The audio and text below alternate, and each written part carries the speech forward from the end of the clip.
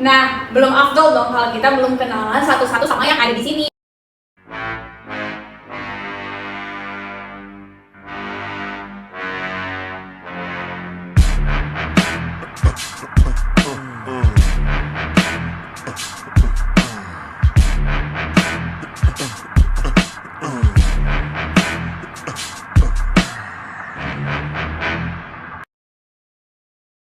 Komunikasi adalah proses pertukaran informasi atau pesan antara dua orang atau lebih. Ada komunikator dan ada komunikannya juga. Komunikator itu adalah orang yang menyampaikan pesan, sedangkan komunikan adalah orang yang menerima pesan. Dan di antara keduanya harus ada feedback sehingga terjadi komunikasi yang lancar. Lalu apa sih komunikasi organisasi itu? Mungkin Kak Seto bisa nih ngejelasin sama kita?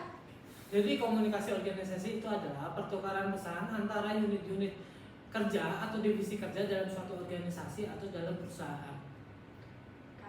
Nah, lalu apa aja sih jenis-jenis komunikasi organisasi itu? Mungkin Andre bisa nentuin nih. Komunikasi itu ada dua ya, komunikasi formal dan informal. Kalau yang formal itu biasanya memiliki struktur organisasi yang tertentu dan biasanya yang disampaikan oleh standarisasi. Itu contohnya kayak berita resmi yang ditunjukkan pelanggan lewat siaran pers gitu. Kalau informalnya jenis komunikasi ini terjadi antara karyawan satu lawan satu dalam kelompok kecil yang dapat melibatkan interaksi cepat secara karyawan dan pelanggan atau mitra. Oke, jadi komunikasi formal itu misalnya kayak seperti surat edaran atau pengumuman resmi yang ada di perusahaan ya. Kalau informal itu mungkin kayak lebih ke perbincangan kita sehari-hari yang ada di kantor. Betul. Nah, itu tuh cuma sebagian aja, Kak. Ada banyak banget nih seperti jenis-jenis komunikasi organisasi. Nah, yang Anda sebutin hanya sebagian aja. Berikutnya itu ada komunikasi terarah, Kak. Tapi yang akan dijelaskan oleh Faisal. Silakan Faisal. Oke, komunikasi terarah ini terbagi menjadi 3 ya. Yang pertama itu komunikasi ke bawah, komunikasi ke atas, dan komunikasi horizontal. Di mana komunikasi ke bawah ini biasanya mengalir dari manajer dan komunikasi ke bawah mengalir dari manajer ke supervisor ke karyawan. Selanjutnya sering kali melibatkan instruksi atau tugas yang harus diselesaikan karyawan. Selanjutnya ada komunikasi ke atas. Biasanya komunikasi ke atas itu mengalir dari tingkat bawah ke atasan. Dapat juga mencakup banyak proyek materi yang ditujukan oleh karyawan kepada manajer. Selanjutnya yang terakhir komunikasi horizontal. Terjadi antara karyawan yang berada pada level yang sama, tergolong cepat dan cenderung spontan. Selanjutnya komunikasi horizontal ini kebanyakan berupa komunikasi yang verbal. Oke, jadi komunikasi yang dari atas ke bawah itu seperti kayak instruksi kerja gitu ya. Sedangkan yang dari bawah ke atas itu misalnya kayak kita nge-follow up tentang pekerjaan kita. Oke. Nah, selanjutnya ada komunikasi internal dan eksternal juga. Nah, kali ini akan dibahas oleh Erik. Oke, kali ini saya akan menjelaskan tentang komunikasi internal dan komunikasi eksternal. Yang pertama ada komunikasi internal. Komunikasi internal adalah suatu komunikasi yang terjadi dalam suatu perusahaan. Lalu komunikasi eksternal itu apa?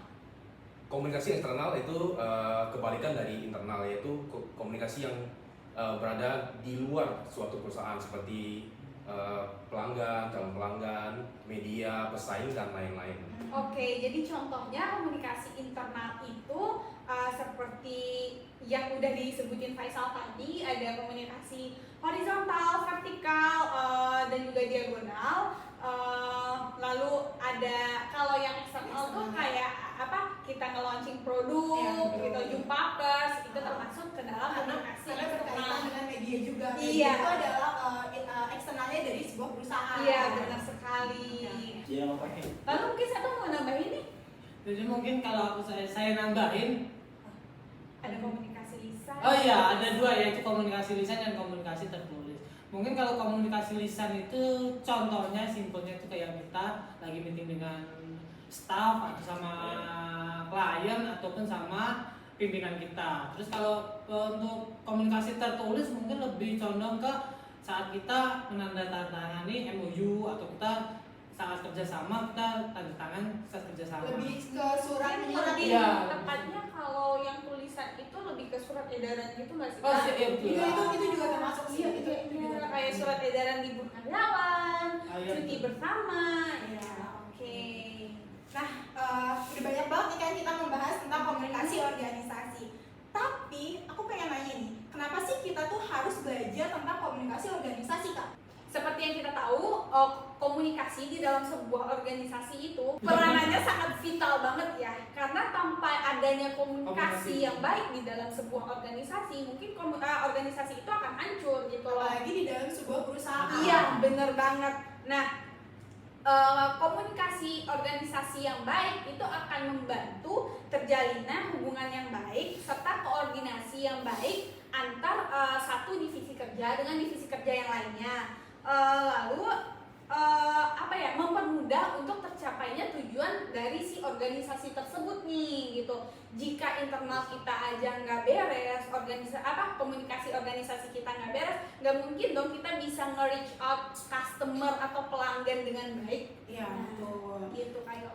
Betul sekali. Jadi komunikasi organisasi ini memang benar-benar penting banget, apalagi untuk sistem di perusahaan kita. Iya, benar Makanya banget. tanpa adanya komunikasi organisasi, sebuah perusahaan tidak akan berjalan tujuannya nih. Iya, benar sekali. Oke, thank you banget nih untuk teman-teman semua yang sudah menjelaskan tentang komunikasi organisasi.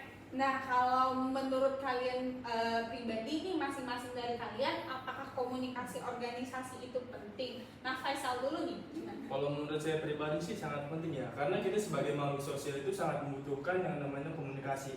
Tanpa adanya komunikasi, mungkin kita tuh tidak bisa bersosialisasi tentunya. Oke. Kalau menurut Erik sendiri? Menurut saya pasti penting sekali ya, karena komunikasi organisasi itu benar-benar terstruktur. Jadi kita akan lebih Mudah untuk mencapai tujuannya. Iya, benar.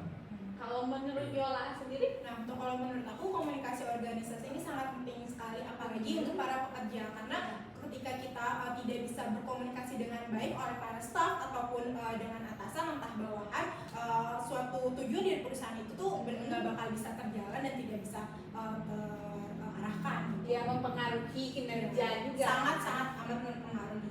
Nah, kalau menurut Seto sendiri? Mungkin sama sih sama teman-teman. Jadi kalau komunikasi organisasi itu sangat penting. Jadi intinya kalau kita tidak ada komunikasi dengan sama tim atau pimpinan kita, mungkin tujuan dari perusahaan atau organisasi kita nggak bakal berjalan dengan baik. Ya, benar banget. Kalau menurut Andre sendiri gimana sih? Sangat penting ya, karena organisasi itu kita bisa berorganisasi kepada masyarakat, kayak misalkan kayak gotong royong gitu sama masyarakat tertentu lah gitu, kalau menurut saya. Oke. Pembahasan yang sangat menarik ya, Kak. Oke, sekian dulu nih pembahasan tentang komunikasi organisasi yang kita bahas di video kali ini. Ya. Untuk itu terima kasih banyak nih untuk teman-teman yang sudah menjelaskan. Nah, untuk nextnya mungkin kita bukan buat video apa lagi ya. Tunggu saja teman-teman. Ya,